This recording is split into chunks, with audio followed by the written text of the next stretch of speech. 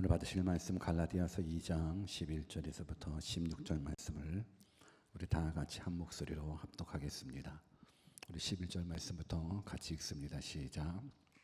게바가 안디옥에 이르렀을 때에 책망할 일이 있기로 내가 저를 면책하였노라. 야고보에게서 온 어떤 이들이 이르기 전에 게바가 이방인과 함께 먹다가 저희가 오매 그가 할례자들을 두려워하여 떠나 물러가매 남은 유대인들도 저와 같이 외식하므로 바나바도 저희의 외식에 유혹되었느니라. 그러므로 나는 너희가 복음의 진리를 따라 바로 행하지 아니함을 보고 모든 자 앞에서 게바에게 이르되 내가 유대인으로서 이방을 쫓고 유대인답게 살지 아니하면서 어찌하여 억지로 이방인을 하였느냐. 우리는 본래 유대인이요 이방 죄인이 아니로되 사람이 의롭게 되는 것은 율법의 행위에서 난 것이 아니요 오직 예수 그리스도를 믿음으로 말미암는 줄 아는 고로 우리도 그리스도 예수를 믿나니 이는 우리가 율법의 행위에서 아니고 그리스도를 믿음으로 의롭다 함을 얻으려 함이라. 율법의 행위로서는 의롭다 함을 얻을 육체가 없느니라. 아멘. 우리가 믿는 하나님을 한번 고백해 볼까요? God is good all the time. 정말 여러분들이 이 고백하실 수 있겠습니까? All the time God is good이라고 고백할 수 있겠습니까? 쉽지 않은 고백입니다. All the time 안에는 어려울 때, 힘들 때, 슬플 때, 가난할 때, 병들 때, 내 뜻대로 안 될 때 다 들어 있습니다. 그럼에도 불구하고 God is good이라고 고백할 수 있겠습니까? 고백한다면 믿음의 사람입니다. 저는 여러분들이 이 믿음의 사람 되기를 주님의 이름으로 축원합니다. 또 고백해 봅시다. I'm nothing. 우리는 하나님 없이는 nothing입니다. 하나님의 은혜 없이는 살 수 없습니다. 늘 고백하는 겁니다. 우리는 하나님의 은혜로 살아가는 것이지 내 노력으로 살아가는 것 아닙니다. 근데 하나님이 함께 하시면 능치 못함이 없습니다. With God, nothing is impossible. 오늘 그 좋으신 하나님 말씀으로 만나 뵙기를 주님의 이름으로 축원합니다. 오늘의 뜻을 정한 인생 362번째 시간으로 바울의 책망이라는 제목으로 하나님의 말씀을 증거하도록 하겠습니다. 바울의 책망. 우리가 계속 살펴본 바대로 갈라디아 교회는 바울의 전도로 말미암아 세워진 교회입니다. 특별히 예수 그리스도의 십자가 복음과 부활의 복음 위에 세워진 교회였지만 거짓 형제들의 잘못된 복음 전파로 인해서 바울의 사도권이 인정받지 못하게 되었습니다. 바울의 사도권이 인정받지 못한다는 건 바울이 전한 복음이 인정받지 못하게 된다라는 말이기 때문에 바울은 어찌하든지 간에 본인이 전한 복음이 참된 복음임을 증명하기 위해서 하나씩 나는 하나님께로 직접 임명받은 사도고 내가 전한 복음은 참된 복음이라는 부분들을 입증하게 됩니다. 그래서 지난 시간에는 바울의 예루살렘 방문을 통해서 사도의 대표격인 사도들의 기둥과 같은 존재의 이 베드로와의 이 교제의 악수를 통해서 본인의 사도성과 또 자신이 전했었던 복음이 참된 복음임을 증명하는 그런 부분들까지 살펴봤습니다. 오늘은 근데 충격적인 사건이 나옵니다. 오늘은 충격적인 사건이 나오는데 어떤 사건이냐면 이 바울이 사도의 기둥 같은 존재 또 사도의 대표성과 같은 이 베드로를 공개적으로 야단치는 장면이 나옵니다. 이건 쉬운 건 아니거든요. 이거는 큰 사건이에요. 그러니까 빅 뉴스감인 거예요. 그냥 해외 토픽감으로 엄청난 것. 왜냐? 베드로와 바울을 비교해 봤었을 때 바울이 베드로를 책망할 수 있는 위치가 아니에요. 감히 베드로를 책망해요? 감히 베드로를 야단쳐요? 그럴 수 없어요. 사도가 된 순서로 보아도 베드로가 선배고 믿음으로도 베드로가 선배인데 감히 바울이 베드로를 야단친다? 그것도 조용히 불러서 야단치는 것이 아니라 공개적으로 많은 사람들 앞에서 야단친다? 이거는 큰 충격이에요. 그렇다면 무엇 때문에 왜 사도 바울이 이 대선배였었던 이 베드로를 책망했을까? 우리가 그 이유를 알아보면서 오늘도 우리가 믿고 있는 그 하나님에 대해서, 그 복음에 대해서 제대로 깨달을 수 있는 은혜의 시간이 되었으면 좋겠습니다. 그런 면에서 우리 한번 옆에 계신 분들한테 오늘 복음을 제대로 깨달읍시다. 한번 인사 한번 해볼까요? 시작. 복음을 제대로 깨달아야 돼요. 제대로 깨달지 못하면 그때는 여러분들이 거짓 사도가 돼요. 거짓 선생이 되고 거짓 형제가 되고 어떤 사람이 돼요. 오늘도 한 절 한 절 하나님의 말씀을 읽어가면서 참 복음을 깨닫기를 주님의 이름으로 축원합니다. 본문 11절을 같이 한번 읽어볼까요? 그러면 11절 같이 한번 크게 읽어봅니다. 시작. 게바가 안디옥에 이르렀을 때에 책망할 일이 있기로 내가 저를 면책하였노라. 게바란 베드로를 말하죠. 베드로가 안디옥을 방문했을 때의 일입니다. 안디옥은 어떤 곳이냐면 로마 제국의 대도시로서 로마라는 도시가 굉장히 크고 그 다음에 이집트의 알렉산드리라는 도시가 큰데 그 다음 세 번째로 큰 도시가 바로 안디옥인 겁니다. 그러니까 로마 제국의 성령이었었던 그 시리아의 수도이기도 합니다. 근데 안디옥이 중요한 이유는 이렇게 여러분들 역사적인 부분들을 살펴봤으면 좋겠는데 초대교회 시절 예수님을 믿는다는 것 하나만으로도 많은 핍박이 있었거든요. 그래서 예루살렘에 있었던 기독교인들에 대한 핍박, 박해가 심해지다 보니까는 이 그리스도인들이 그 박해를 피해서 이제 여러 곳으로 흩어지기 시작했습니다. 그러니까 박해를 피해서 여러 곳으로 흩어졌지만 복음을 들었기 때문에 복음을 들은 자의 반응은 전도하는 거예요. 복음을 들은 자의 반응은 뭐라고요? 전도하는 거예요. 그래서 진짜 그리스도인들은 전도하는 그리스도인이에요. 복음의 반응은 전도예요. 우리 한번 옆에 계신 분들한테 또 알려주어 봅시다. 복음의 반응은 전도입니다. 시작. 복음의 반응은 전도입니다. 그러니 비록 믿는 자들에 대한 핍박이 심해서 멀리 이제 흩어지기는 했지만 어디 가든지 복음을 증거했었습니다. 그러다 보니까 안디옥까지 멀리 이제 가서 복음을 전했는데 처음에는 복음의 대상, 그리스도인들이 복음을 전했었던 복음의 대상들은 유대인들이었습니다. 유대인들에게 복음을 전했었는데 그런데 안디옥이라는 곳은 어찌 보면 국제적인 도시다 보니까는 유대인들이 많이 사는 지역이 아니라 이방 사람들이 많이 사는 곳이 안디옥인 겁니다. 그러니까 처음에 전도의 대상들이 유대인이지만 그냥 유대인들을 전도하다 보면 또 주변에 이방인들도 있고, 그러니까 이방인들이 그 복음을 듣고 이제 반응하기 시작하는 거예요.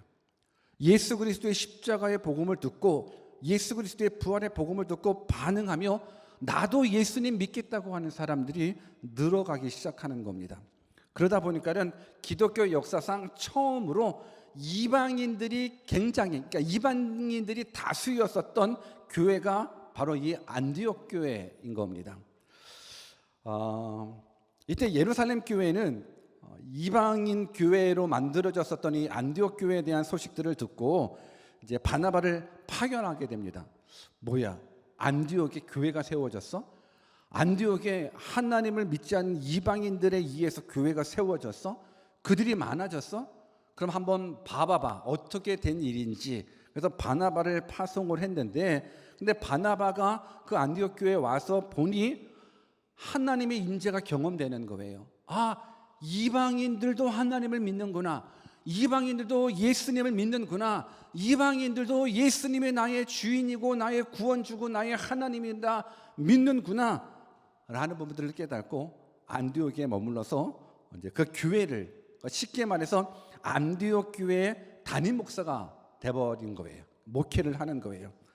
그러다 보니까는 이 안디옥 교회가 더 성장하게 돼요. 더 성장하다 보니까는 혼자 목회를 감당하기가 버거워졌었을 때 마침 바울이 안디옥에서 멀지 않은 다소라는 곳에 있다라는 소식을 듣고 바울을 초청해서 함께 복음을 전하면서 목회 활동을 하게 됩니다.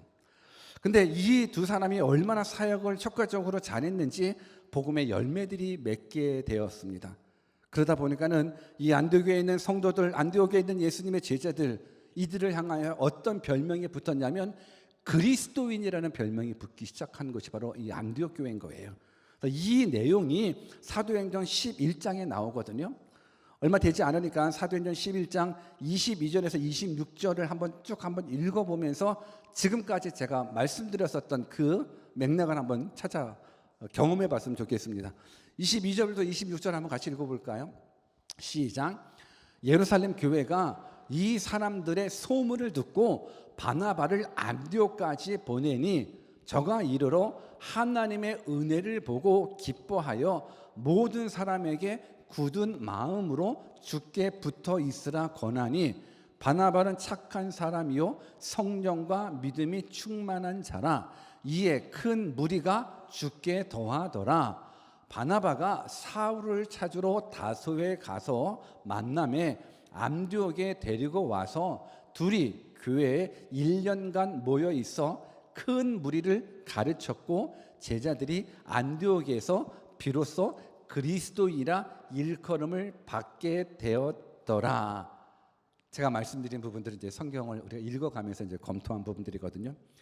어찌 됐든지 간에 이 안디옥 교회를 누가 방문했냐면 베드로가 방문했습니다.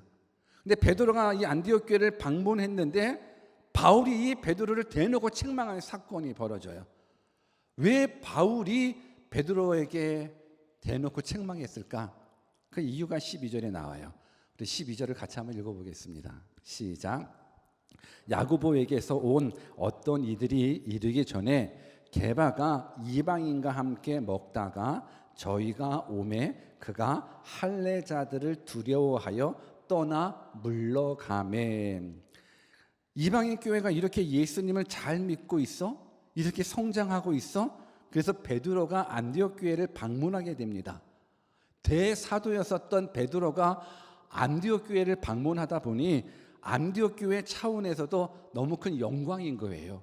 야, 베드로가 우리 교회를 방문한데 큰 영광인 거예요. 그러다 보니까 크게 기뻐했고 크게 환영했을 거고, 그리고 극진한 대접, 모르겠어요. 극진한 대접을 했는지 안 했는지는 모르겠지만 어찌 됐든지 식사 대접은 했을 것 아닙니까? 식사 대접을 하면서 식사의 교제를 많이 해왔던 거예요. 그런데 어느 날 함께 이방인과 더불어서 식사 교제를 하다가 누군가가 전달해 주는 거예요. 뭘 전해 줬냐면 지금 예루살렘 교회에서 유대인들이 안디옥 교회를 방문하려고 가까이 오고 있대요. 이제 곧 예루살렘에 파견 온 사람들이 우리 교회에 도착할 것 같아요 라는 이 소식을 듣자마자 베드로의 반응이 이상하게 반응되었어요. 어떻게 반응했냐면 함께 밥을 먹다가 저들이 예루살렘에서 보낸 사람들이 온다는 소식을 듣고 갑자기 그 자리를 피해버린 거예요. 밥 맛있게 먹으면서 하하호호 사랑합니다, 축복합니다, 역시 예수님 좋지요. 그 좋은 분위기 속에서 누군가가 베드로 사도님 지금 예루살렘에서 누가 온대요. 그 소식을 듣자마자 그 자리를 박차고 떠나가는 이 모습들, 왜 그랬을까? 왜 행복한 식탁의 교제에서 갑작스럽게 일어나서 식사의 자리를 피했을까? 결국은 율법 때문에 그래요. 율법주의 유대인들이 이제 바울에게 찾아오는 거잖아요. 안디옥 교회에 찾아오잖아요. 근데 유대인들은 이방인들하고 교제하지는 않았어요. 유대인들은 이방인들이 하나님의 백성이 아니기 때문에 경건치 못한 자라고 생각하기 때문에 교제는 물론 식사까지 안 했어요. 아니 교제도 안 하는데 무슨 한 자리에서 밥을 먹겠습니까? 그러니까 저들 생각으로서는 할례 받은 자들은 할례 받지 못한 불경건한 자들과 함께 있을 수 없다. 만약 그 자체는 수치스러운 일이라는 거예요. 내가 이방인들과 같이 뭐 대화를 한다, 이방인들하고 같이 식사를 한다, 이건 수치스러운 일이고 죄된 행동이고 유대인답지 못한 행동이라는 거예요. 그런데 이게 이제 유대인들이 가지고 있는 생각인 거예요. 율법주의를 가지고 있는 유대인들의 생각인 거예요. 근데 베드로도 유대인이거든요. 근데 분명히 베드로는 이 이방인 교회에 와서, 안디옥 교회에 와서 우리는 주 안에서 한 형제입니다. 우리는 하나입니다. 형제님 정말 하나님 좋지요. 우리는 주님 없으면 못 살아요. 서로 사랑합니다. 축복합니다. 그 아름다운 분위기 속에 갑자기 유대인들이 온다는 소식을 듣고 그냥 모르는 척 해버리는 거예요. 내가 당신들하고 식사 안 한 것처럼 그렇게 눈속임을 하는 모습들인 거예요. 근데 이 행동이 이 베드로에게는 큰 실수예요. 왜 그러는가? 사실 다른 사람들은, 다른 사도는 몰라도 베드로는 이미 하나님의 뜻을 알고 있어요. 베드로가 요바에서 환상을 통해 이방인이었었던 고넬료의 회심 사건을 경험했어요. 하루는 꿈을 꾸는데 보따리가 하늘에서 내려오는 거예요. 근데 그 보따리를 열어보니 그 보따리에는 부정한 음식들이 있는 거예요. 유대인들이 먹지 않는 부정한 음식들이 있는데 그걸 하나님이 먹으라라고 이야기를 하는 거예요. 유대인들은 안 먹거든요. 부정한 것 안 먹거든요. 근데 하나님이 먹으라고 아니 이 부정한 음식을 내가 왜 먹습니까? 나는 한 번도 먹어본 적도 없고 앞으로도 먹지 않겠습니다 라고 이야기하는 부분들 속에서 하나님이 말씀하시는 거예요. 아니 내가 깨끗하다고 그러는데 왜 너가 부정하다고 그래?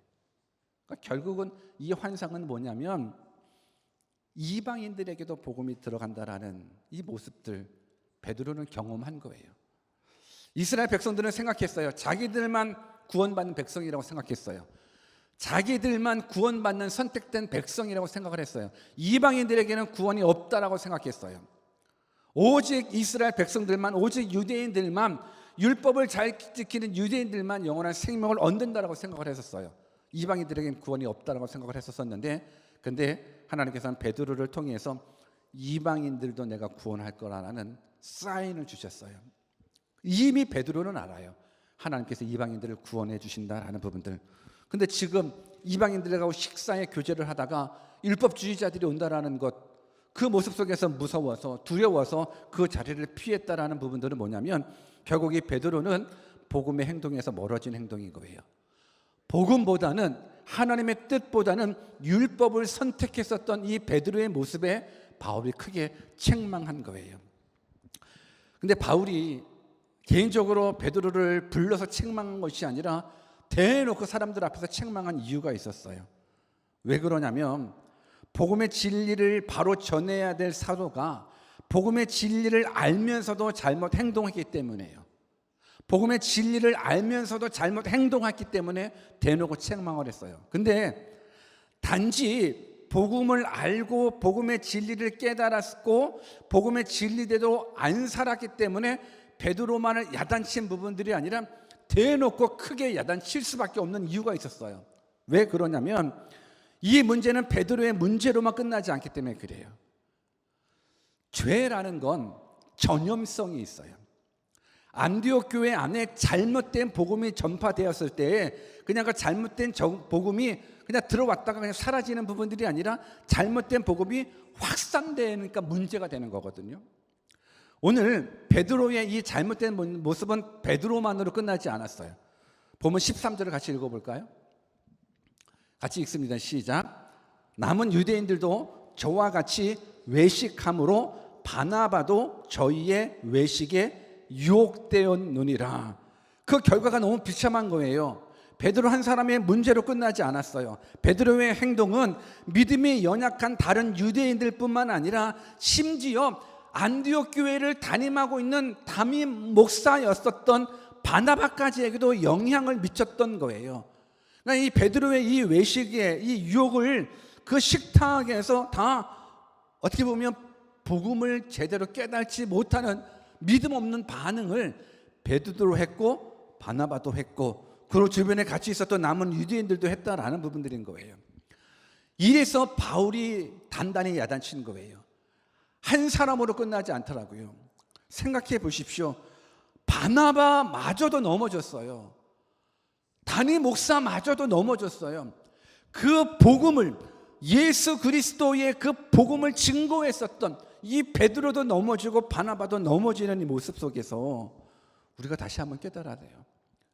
우리가 복음을 잘 깨닫지 못하면 우리도 넘어질 수 있어요. 교회 10년 다니고 20년 다니고, 아니 집사가 되고 권사가 되고 장로가 되고 심지어는 목사가 되어도 바른 복음에 반응 안 할 수 있고 바른 복음을 깨닫지 못할 수 있다는 거예요. 저는 바라옵기는 여러분들 모두가 이 복음의 진리에 확실하게 깨닫는 믿음의 사람이 되었으면 좋겠습니다. 아멘입니까? 지금 베드로의 이 행동을 보면서 한번 안디옥 교회 성도의 입장을 한번 생각해 봤습니다. 안디옥 교회 성도 입장에서는 베드로가 와서 얼마나 좋아요. 유명한 목회자가 온 거니까 너무너무 좋죠. 야, 우리 안디옥 교회에 베드로가 왔어. 같이 식사를 하고. 근데 분명하게 그 복음이라는 것은 우리는 주 안에서 하나거든요. 우리는 주 안에서 하나야. 내가 당신을 사랑합니다. 예수님의 이름으로 사랑합니다. 우리는 한 형제입니다.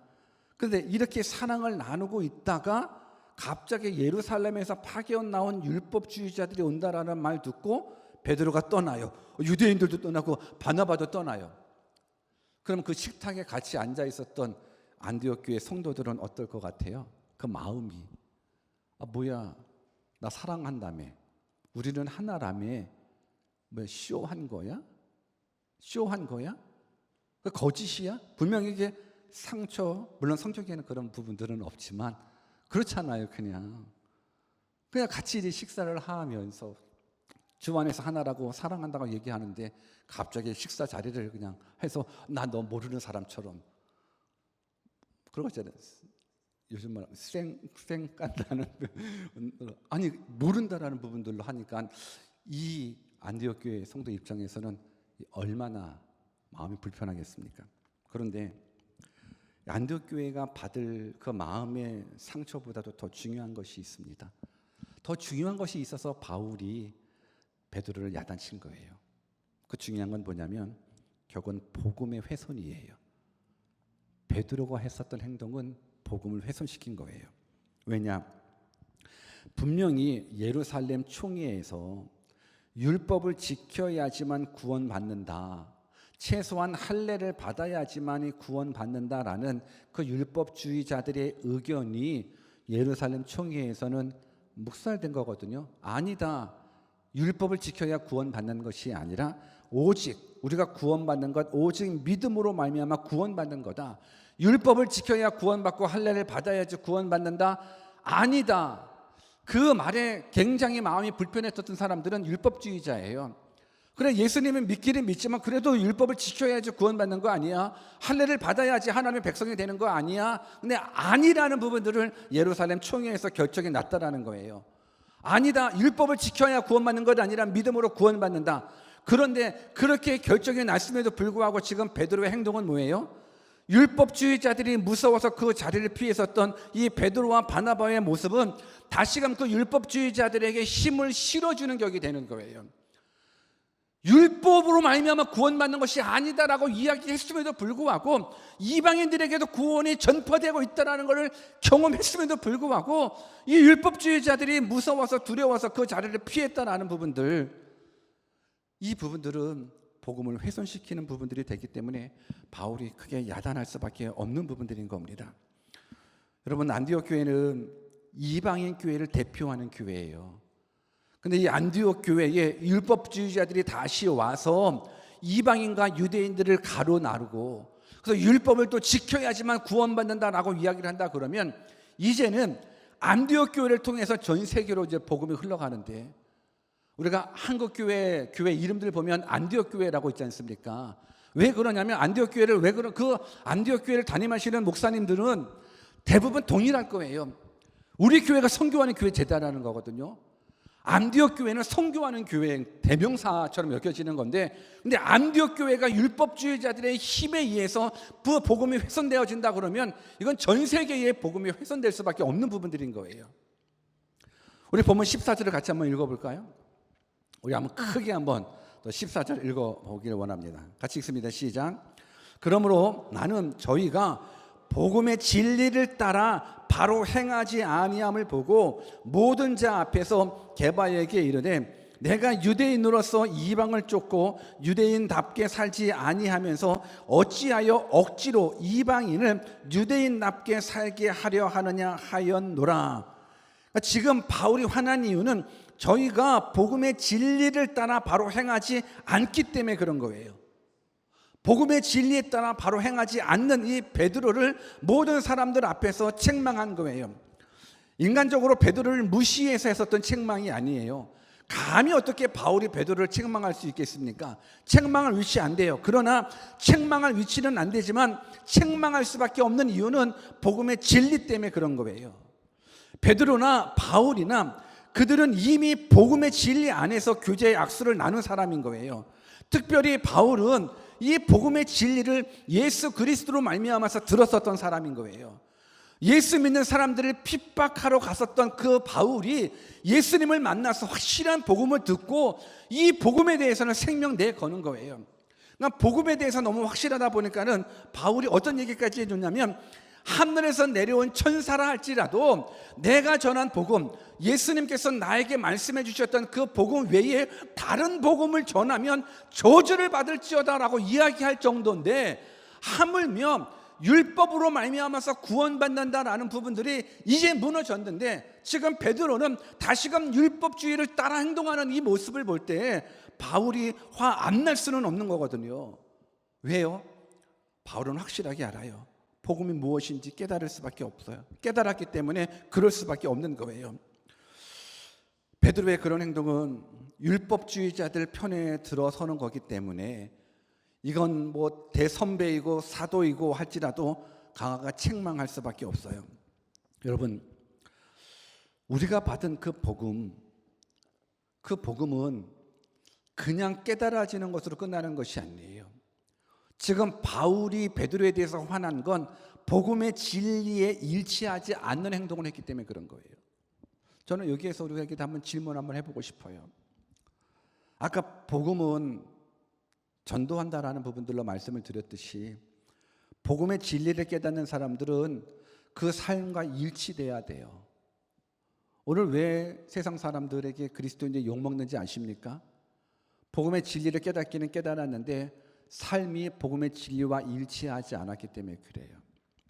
저는 바라옵기는 여러분들 모두가 여러분들이 깨달았었던 그 복음의 진리와 삶이 일치하기를 주님의 이름으로 축원합니다.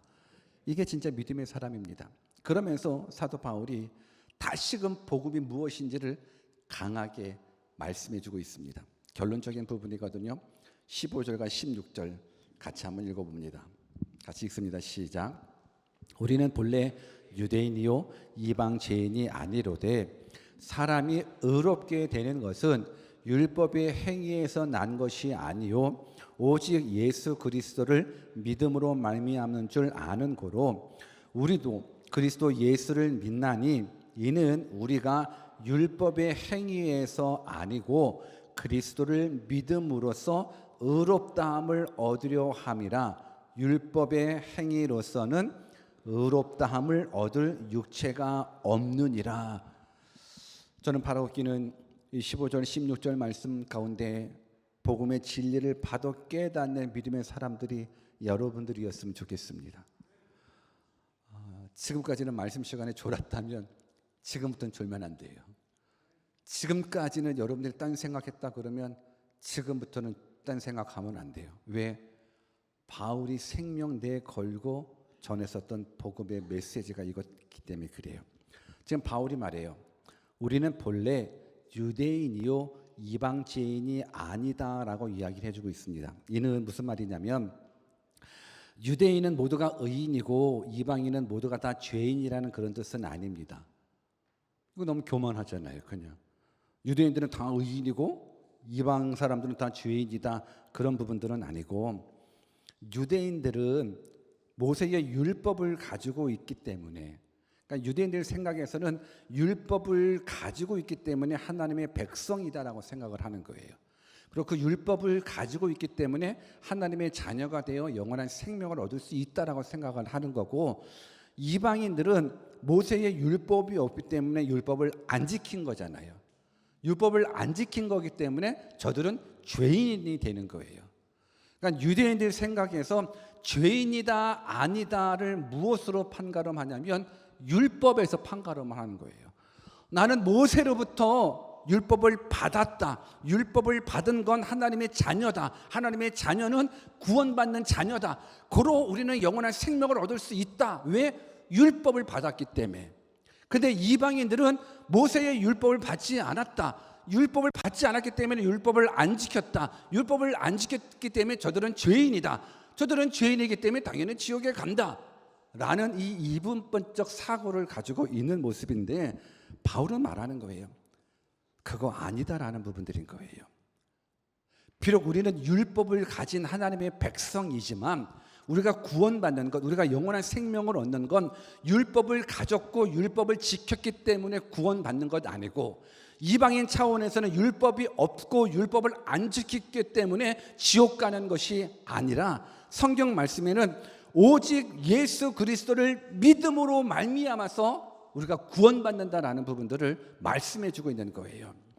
우리도 그리스도 예수를 믿나니 이는 우리가 율법의 행위에서 아니고 그리스도를 믿음으로 의롭다 함을 얻으려 함이라.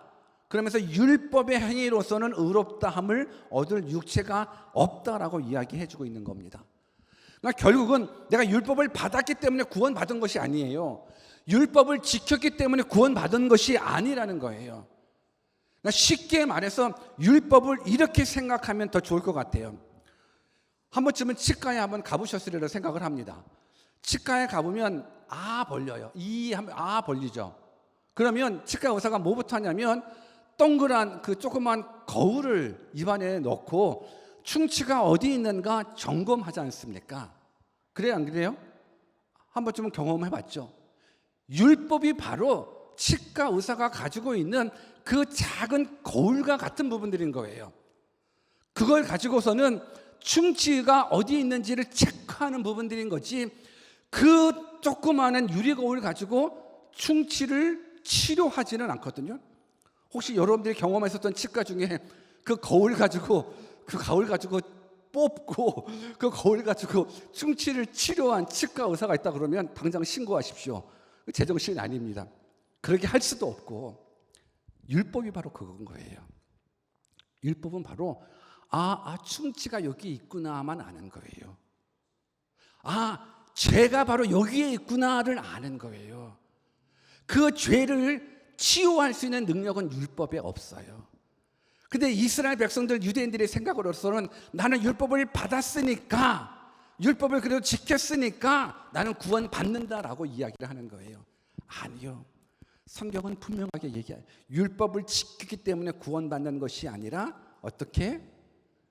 오늘 말씀 그대로 보면 사람이 의롭게 되는 것은 율법의 행위에서 난 것이 아니요 오직 예수 그리스도를 믿음으로 말미암는다라고 이야기를 해주고 있어요. 이게 복음의 핵심이에요. 저는 여러분들이 이 복음 깨달았으면 좋겠어요. 믿음으로 말미암는 의, 믿음으로 말미암는 천국 가는 의를 얻는 것, 이건 이미 오래전 창세기에 하나님께서 약속해 주신 거예요. 우리 창세기 15장 6절을 같이 읽어볼까요? 같이 한번 읽습니다. 시작. 아브람이 여호와를 믿으니 여호와께서 이를 그의 의로 여기셨으니. 여러분 우리는 이 메시지를 듣는 거예요. 분명히 아브람이 여호와를 믿었대요. 근데 그 믿음을 여호와께서는 의로 여기셨다라는 거예요. 믿음이 천국 가는 의야. 행위가 천국 가는 의가 아니라 믿음이 천국 가는 의가 될 수 있다는 걸 이미 창세기에서 하나님께서는 우리 인류 가운데 말씀해 주고 있다라는 부분들인 거예요.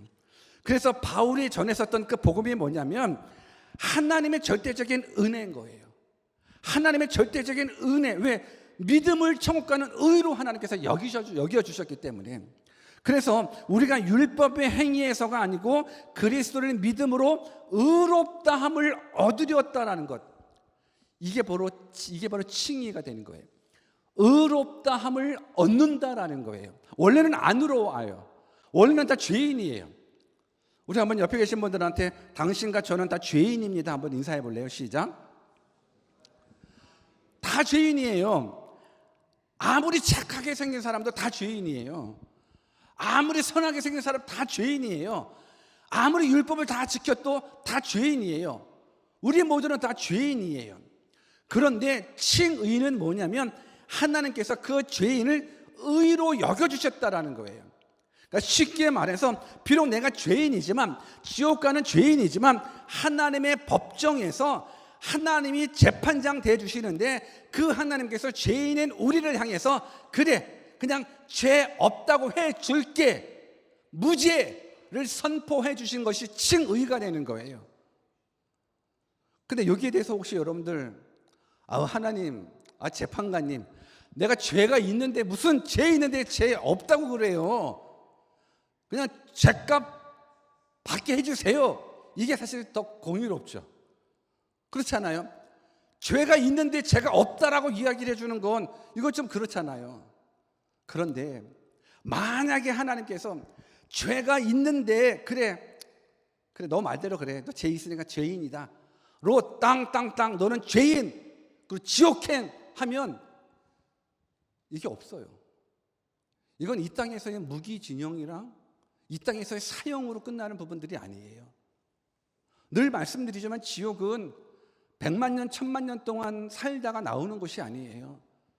차라리 100만 년 살다가 나올 수만 있다 그러면 그건 지옥은 아니에요. 그냥 감옥 정도로만 생각하죠 뭐. 근데 영원히 고통받을 수 없는 부분들인데, 그래서 이것이 은혜예요. 죄인을 향해서 죄 없다라고 의롭다 함으로 말미암는 것, 이게 바로 칭의, 이게 바로 복음이에요. 이게 바로 하나님의 의예요. 하나님의 은혜예요. 만약 율법을 100% 지켜야만 무죄 선언을 받는다라고 이야기한다 그러면 지구상에 천국 갈 사람들 한 명도 없어요. 그래서 하나님의 칭의는 은혜고 복음인 거예요.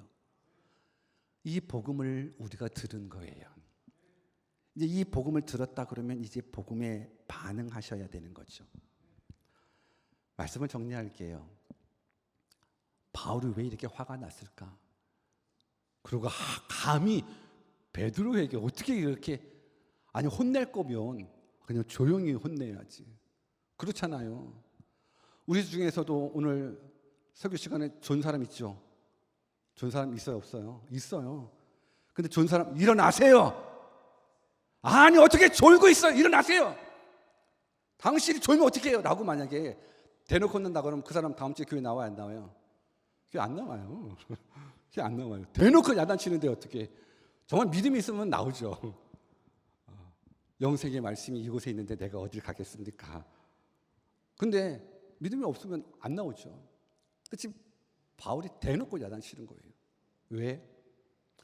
복음의 훼손 때문에 그래요. 이 복음이 무너지면 율법을 지켜야지 구원받는 그 율법주의자들의 영향력을 받는다 그러면 그럼 이 복음이 무너져요. 이 복음이 무너지면 천국 가는 길이 막혀요. 그래서 바울은 믿음의 선배지만 대사도이지만 베드로를 향해서 강하게 책망할 수밖에 없어요. 아까도 말씀드린 대로 베드로도 넘어진 거잖아요. 받아봐도 넘어진 거잖아요. 우리도 넘어질 수 있어요. 넘어진다라는 건 삶 속의 복음의 진리와 일치하지 않은 행동을 할 수 있다라는 거예요. 저는 늘 기도해요. 하나님, 우리 대흥교회가 이 뉴질랜드 땅 가운데 영적인 기둥 되기를 원합니다. 저는 기도해요. 기둥이 무너지면 안 되지 않습니까? 이 기둥은 복음이에요. 이 기둥은 교회 분위기가 아니에요. 이 기둥은 오직 예수 그리스도 십자가 복음, 부활의 복음, 믿음으로 말미암는 의, 이 은혜를 여러분들이 경험했다 그러면 이제는 하나님 복음과 일치하는 삶을 살게 해주십시오. 기도하십시오. 그래서 여러분들도 안디옥 교회 성도들처럼 이분들이 말로 그리스도인이네, 이걸 들었으면 좋겠어요. 그냥 교회 다닌 대로 끝나지 않았으면 좋겠어요. 그래, 이분들이 진짜 그리스도인이네 들었으면 좋겠어요. 세상 사람들이 인정하는 그리스도인. 가능할까요? 그런 믿음의 사람 되기를 주님의 이름으로 축원합니다. 우리 같이 한번 말씀 붙잡고 우리 기도하는 시간 잠깐 가져볼까요?